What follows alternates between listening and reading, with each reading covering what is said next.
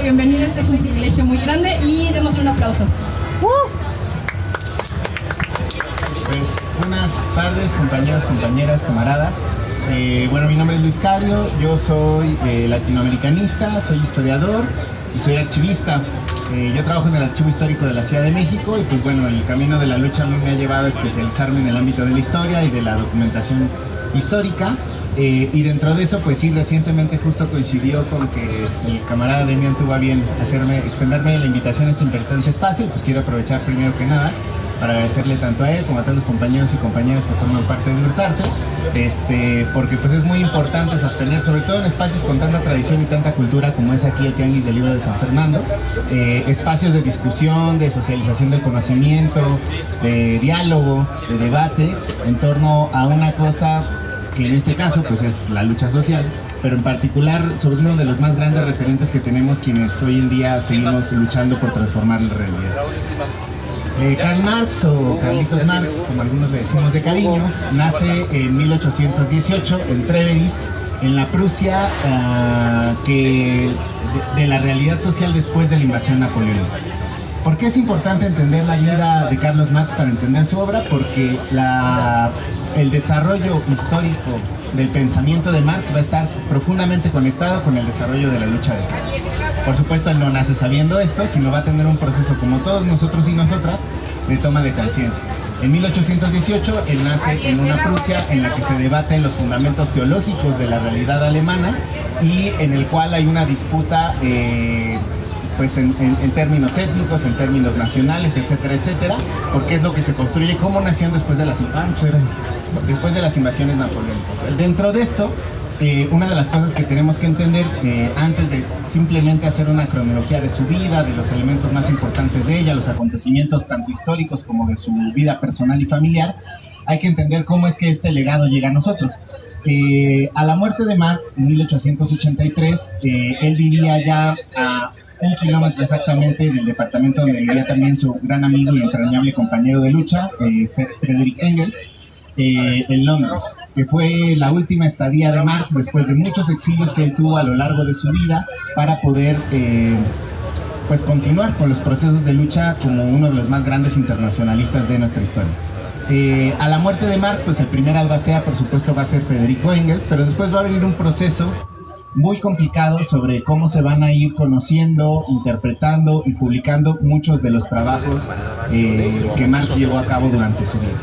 Y una buena parte de ese archivo estaba conformado por lo que Engels y Marx llamaban cariñosamente la correspondencia del partido, que en realidad era la correspondencia entre él y entre Engels y Marx, ¿no?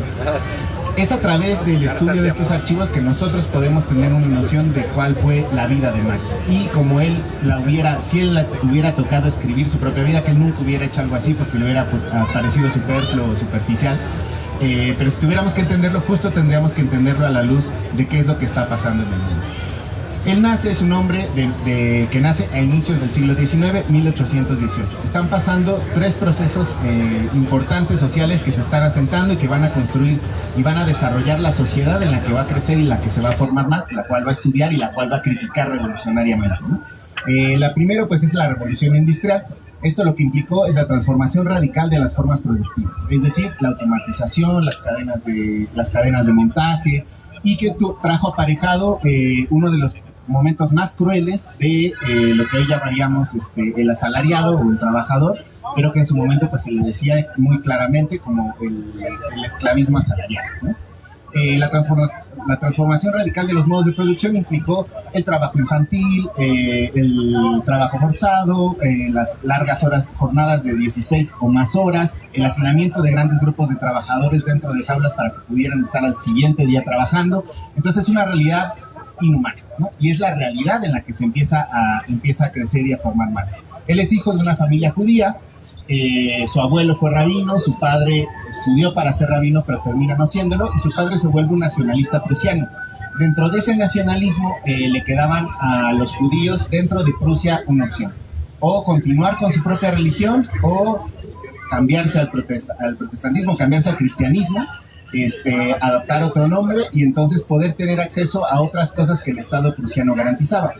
es una discusión sobre por qué fue lo que lleva al papá de Marx, que es Heinrich Marx o Enrique Marx, a cambiarse al cristianismo, a dejar la religión judía.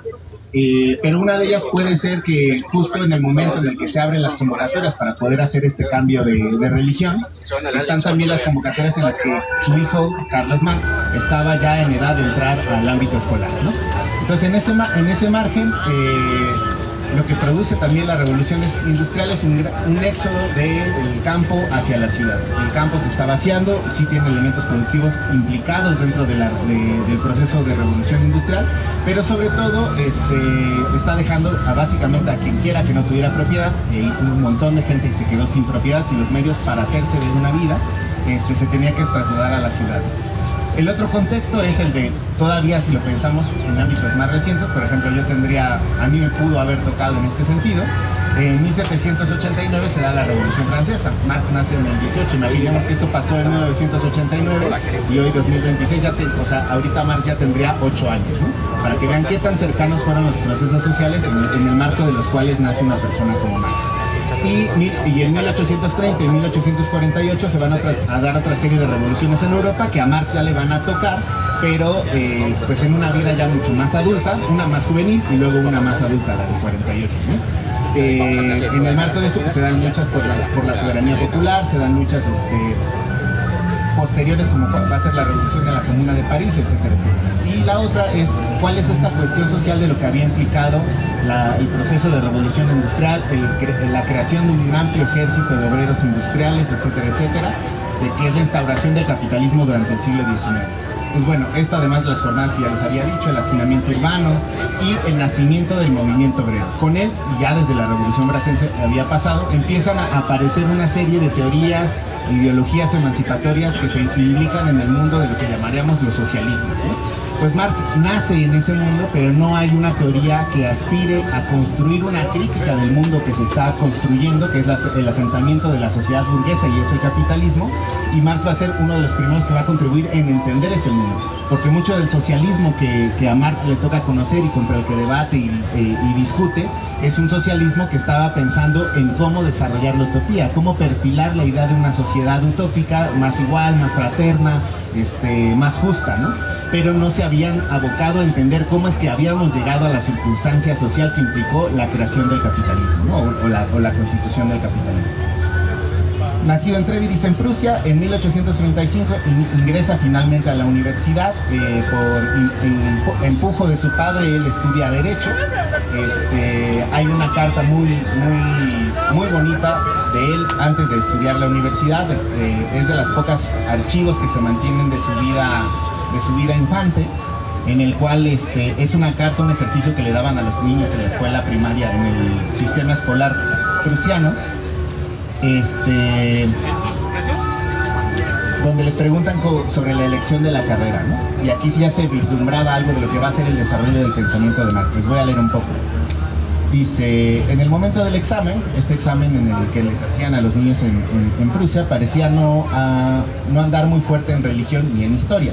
En el ejercicio de composición alemana, sus jueces descubrieron una idea que les pareció interesante y que a nosotros hoy tiene que parecérnoslo mucho más. El tema que le habían dado era consideración desde un joven antes de elegir la carrera. Esa era la tarea del ensayo que tenía que desarrollar.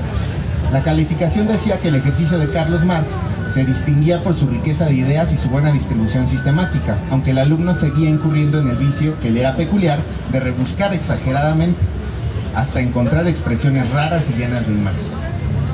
Y enseguida hace notar, reproduciéndola literalmente, esta observación del muchacho. Él escribió, Marx: no siempre podemos abrazar la carrera a la que nuestra vocación nos llama. La situación que ocupamos dentro de la sociedad empieza ya, en cierto modo, antes de que nosotros podamos determinar. Y ahí termina la cita. Así apuntaba él ya, en su adolescencia, el primer chispazo de la idea que de hombre habría de completar y desarrollar en todos los aspectos de su vida y que corriendo el tiempo iba a ser mérito inmortal de su vida. Esta cita, que es de una de las biografías de Marx, una de las primeras, es de Franz Mehring. Franz Mehring tuvo el privilegio de conocer a Marx. Es, además de una de las biografías canónicas de Carlos Marx, pues una de las pocas biografías de gente que todavía fue contemporánea al mundo de personajes, de historiadores, de políticos, de economistas y sobre todo de comunistas que rodearon el universo de Carlos Marx. Después de este ha habido un universo de biografías de Marx. Esta, digamos, es la más canónica, es la que más exalta la parte militante de Marx, etc. Claro que tiene, como todo en su momento, algunos errores historiográficos. Y va a haber otro muy importante también, aunque un poco más descalificado, que va a ser David Riazanov, que de hecho discute fuertemente con Franz Meyer, ¿no? David Riazanov no escribió como tal una biografía de Carlos Marx. Lo que él escribió y dictó fue una serie de conferencias y ensayos, y no hablaba solo de Carlos Marx, sino de Carlos Marx y Federico Engels, ¿no? Que a la postre van a ver que van a ser dos figuras inseparables para plantear todo un proceso histórico, tanto de la lucha social como de la historia de la mujer. Ingresado ya en la universidad en Derecho, en 1835, entra a la Universidad de Bonn para estudiar Derecho, y en 1836 se traslada a la Universidad de Berlín y se une al club doctoral de los jóvenes hegelianos. ¿Qué es lo que estaba pasando en la Universidad de Berlín? Como les describía, pues estamos en la Alemania post-invasión napoleónica. Hay una fuerte disputa sobre lo que es la nación, sobre quién es cuál es la impronta del Estado, cuál es su sentido, cuál es su lógica, etcétera, etcétera. Y lo que está pasando ahí es que están constituyendo lo que sería la filosofía nacional. Y esa filosofía es la que sustenta ideológicamente el Estado prusiano, el Estado alemán. ¿Qué es lo que se encuentra aquí? Pues lo que agarran es el pensamiento, que para ese momento era el pensamiento más poderoso en Alemania, que era la filosofía de Hegel. Pero esta filosofía tenía dos grandes vertientes, una teológica y una atea, o más cercana al materialismo, aunque no era materialista.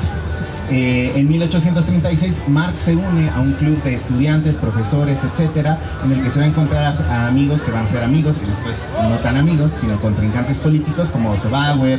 Se va a encontrar a Feuerbach, Steiner, o sea, una serie de pensadores 8, 10, 16 años mayores que él, pero que ya lo incluyen en el círculo por lo avanzado de este personaje, ¿no? En 1836. Estamos hablando de un Marx que tiene apenas 18 años, ¿no? En ese círculo él se encuentra discutiendo con compañeros que empiezan a plantearle una afrenta a la vertiente teológica del hegelianismo, ¿no? Esta vertiente teológica pues hablaría de los evangelios, del cristianismo, de etcétera, etcétera, y sobre todo una idea que desarrolla, bueno, no desarrolla, solo dice que existe Hegel, que es la del espíritu absoluto, que es aquella cosa que mueve la historia del mundo, ¿no? Y a partir de esa filosofía se crea una muy fuerte impronta eurocentrista de que hay pueblos sin historia, que seríamos nosotros, pueblos que no están dotados del espíritu absoluto y por tanto no tienen un fuerte Estado, porque el Estado es la materialización en la sociedad que va a desarrollar el espíritu absoluto, ¿no? Y va a desarrollar la historia del mundo. Entonces Marx se une al grupo de los que se están peleando con esta gente, pero no del todo con la filosofía hegeliana. ¿Cuál es el asunto con la filosofía hegeliana teológica? Que tenían, o sea, aunque su aspiración es más allá de la realidad, es metafísica, es el cielo, es Dios, etcétera, etcétera, su poder era bastante terrenal, porque eran los dueños de las cátedras, eran los dueños de la ideología del Estado, era el propio Estado quien posicionaba a esos ideólogos, muy similar a lo que pasa hoy en nuestras universidades, pero con implicaciones mucho más directas en lo que era la configuración del Estado y del poder en Alemania, ¿no? Entonces lo que pasa con los jóvenes hegelianos es que les discuten porque empiezan a criticar al Evangelio, y directamente uno de ellos empieza a escribir un libro y lo publica sobre una lectura del Evangelio donde se le quita el carácter histórico. Dice, esto son puras invenciones de los ¿cómo se llamaban los discípulos de Cristo? Los apóstoles. Pues es una filosofía, es una ideología, pero no tiene, ya estudiando seriamente el libro como un libro histórico, no tiene ninguna raigambre de historia, ¿no? Entonces sí, claro, son elucubraciones sobre base de cosas que pudieron o no haber pasado, es lo que argumenta este sujeto, pero en realidad pues básicamente no existió Jesús, ¿no? Entonces ahí hay una fuerte disputa, porque el Estado estaba sostenido también ideológicamente sobre el poder de la Iglesia, y eso estaba dentro de las universidades, a pesar de que ya desde entonces existía algo que hoy todavía se sigue reivindicando, que es la libertad de cátedra, ¿no? A pesar de que existía la libertad de cátedra, sistemáticamente le empiezan a quitar espacios. Eso fue malo tal vez, pero fue bueno para la historia del hombre que nos interesa. ¿Por qué? Porque en la medida en que a estas personas que ya eran mayores y que ya iban a tener cátedras y clases, etcétera, los desaparecen de ese espacio, Marx ya no aspira a una vida académica. Entonces él termina su tesis en 1841, obtiene un doctorado en filosofía con una tesis sobre la diferencia entre la filosofía de la naturaleza de Demócrito y Epicuro. ¿Por qué es importante esto? Porque suena rarísimo y si ustedes encuentran el texto es algo no tan fácil de leer, pero es importante porque Marx empieza ahí a acercar dentro de la filosofía clásica a uno de los más importantes exponentes de la vertiente materialista no de la historia, de la filosofía.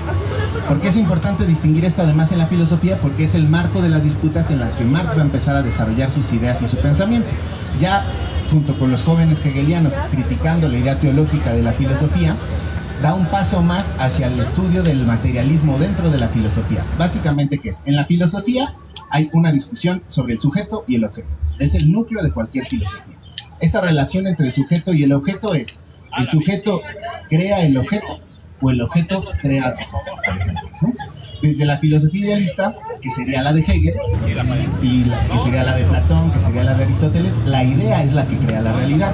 El sujeto, a partir de su idea, crea lo que sea que suceda. Desde la versión materialista, dice, el objeto precede en su existencia a la persona. Entonces yo cuando me enfrento a este pedazo de tela ya existía antes de que yo lo toque. Pero además lo puedo reconocer sensiblemente de manera material a partir de tocarlo, ¿no? Y ya si uno se va más adelante, pues apreciarlo estéticamente, porque además es gráfico, es un estampado, es un grabado, etcétera, etcétera, ¿no? Entonces, esas son las grandes distinciones en el mundo de la filosofía y Marx empieza a acercar a la materialista, pero todavía se pone más compleja la cosa. Marx empieza a hacer, junto con esta gente, específicamente con Bauer, le empiezan a invitar a escribir en una cosa que se llamaba la anécdota filosófica. Era básicamente que ellos estaban disputando a través de revistas, periódicos o lo que hoy conoceríamos también como fanzines, ¿no? Están haciendo una disputa para pelear contra los teólogos hegelianos, contra los viejos hegelianos que están asentados en el poder estatal y por eso tienen cátedras y cosas muy terrenales, no ideales, de poder económico, social, académico, cultural, etcétera. Y Marx empieza a escribir disertaciones en torno a la filosofía, siguiendo un poco el camino que le habían llevado sus tesis, el abandono del derecho, la inclusión en la filosofía, etcétera, etcétera.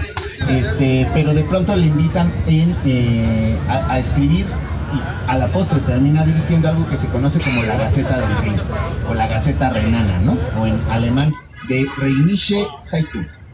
En 1842, Marx se convierte ya, o sea, estamos hablando 4 años, un poco después de lo de su tesis doctoral, de que está en discusiones con los jóvenes hegelianos, etcétera, se convierte en el editor en jefe de este periódico liberal. Era un periódico liberal, ¿por qué? Porque la nueva cabeza Federico, la nueva cabeza del Imperio Prusiano, a diferencia de su antecesor, porque él es el segundo, lo que hace es abrir un espacio, algo así como la apertura democrática en México después de los 70s, abre un espacio de supuesta libertad y hay una supuesta libertad de prensa contra la censura. La censura siguió existiendo, pero estaba más matizada y tenía más bemoles, ¿no?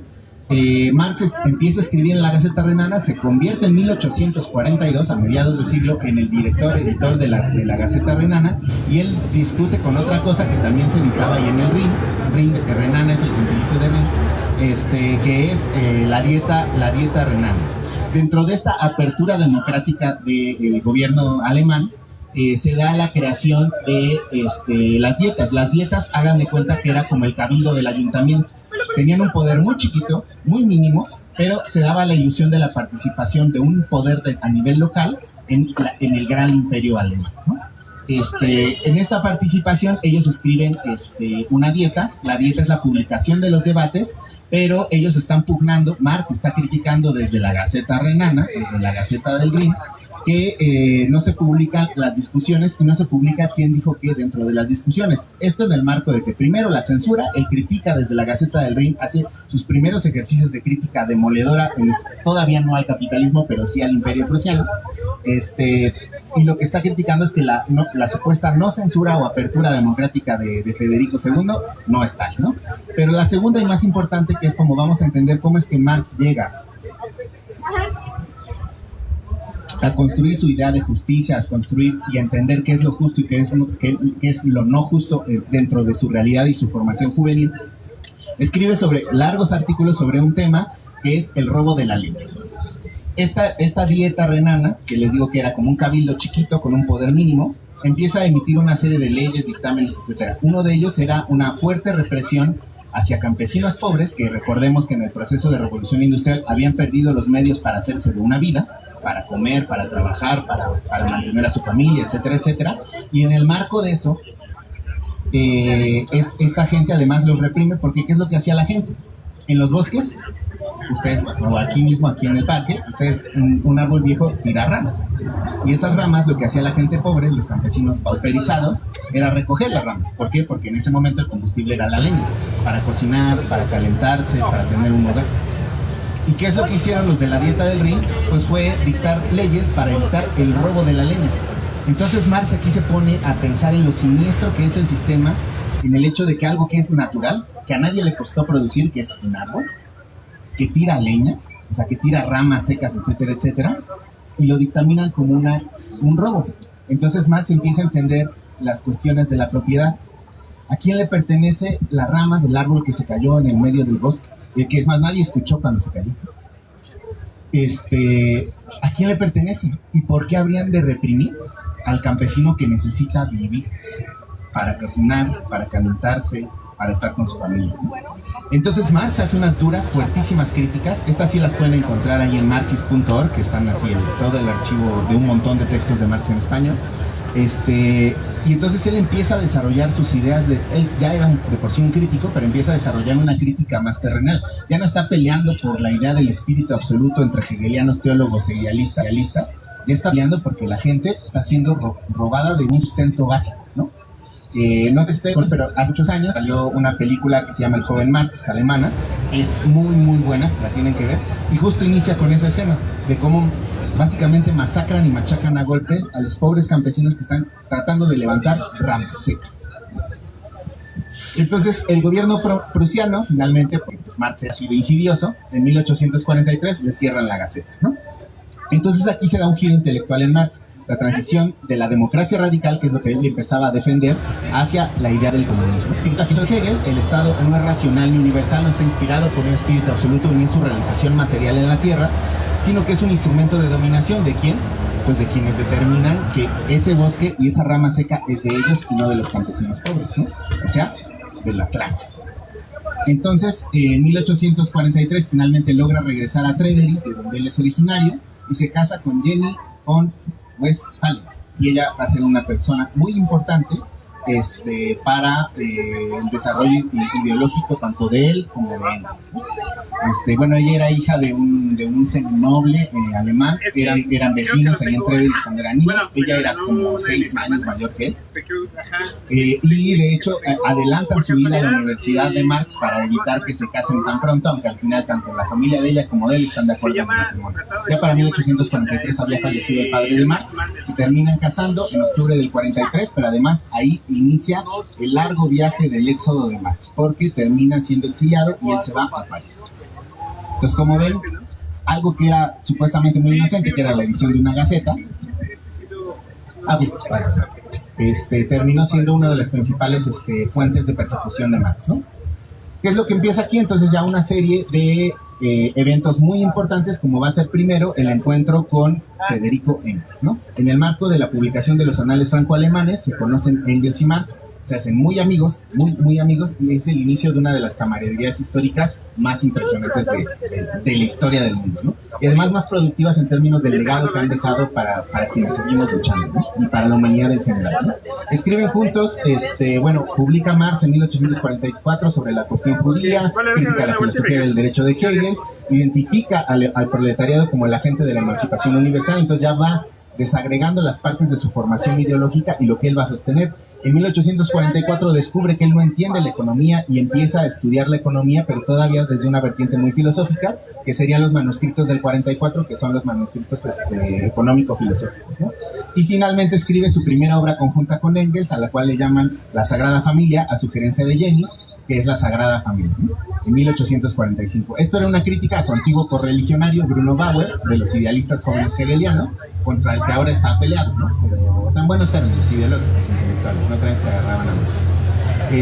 En 1845 es expulsado de París, un nuevo exilio más para Marx, y escribe las tesis sobre Feuerbach y empieza a redactar lo que se conoce como la ideología alemana. La ideología alemana obviamente lo pueden encontrar aquí en San Fernando, pero muy seguramente van a encontrar una antología, porque ese texto no se publicó completo sino hasta hace relativamente poco tiempo. ¿Por qué es importante ese texto? Porque la ideología alemana le va a dar a Marx las herramientas para empezar a entender que justo como ya lo vaticinaba desde niño, que es la realidad la que crea la conciencia y no la conciencia la que crea la realidad. Entonces, la realidad social empieza a determinar las formas en que nos formamos, nos educamos. El quiénes somos es producto de esa sociedad y cómo interactuamos con ella. No, o sea, no nos determinan en términos de que ya no tenemos salida. Justo lo que Marx descubre, porque es un revolucionario, es que tenemos agencia para organizarnos, ¿no? Entonces, bueno, me voy ya más rápido. En 1848, él publica, ya desde una impronta muchísimo más política y muy acelerada, el manifiesto comunista, ¿no? Un fantasma recorre Europa, el fantasma del comunismo. A semanas después de publicado este manifiesto, inician las grandes revoluciones del 48 en Europa, ¿no? En el marco de esas revoluciones es que se empieza a difundir el pensamiento de Marx y él empieza a disputar los espacios, como en su momento fue el Club de Correspondencia, la Liga de los Justos, y que finalmente hacia 1864 forma la Asociación Internacional de Trabajadores, o lo que sería la Primera Internacional, ¿no?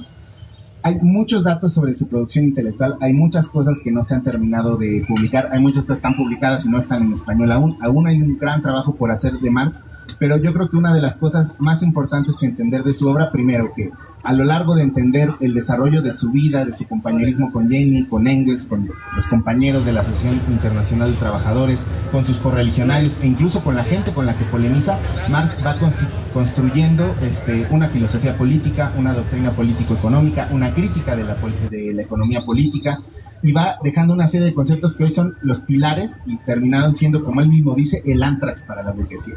Uno de ellos son la teoría del valor y del trabajo. El valor de las mercancías está determinado por el tiempo de trabajo socialmente necesario, es decir, que le da valor a las cosas, el trabajo de la gente.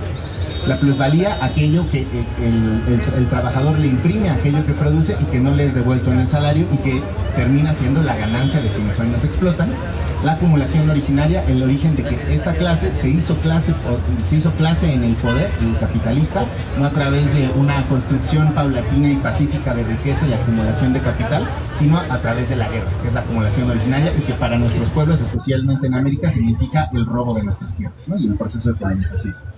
Y finalmente una de ellas, la tendencia decreciente de la tasa de ganancia. El capitalismo tiene sus contradicciones, no va a caer por sí mismo porque se recicla, pero sí tiene crisis cíclicas, que son los periodos que a los ojos de Marx serían como lo es el agua para el pez, que las crisis son como tenemos que navegar los revolucionarios en este mundo.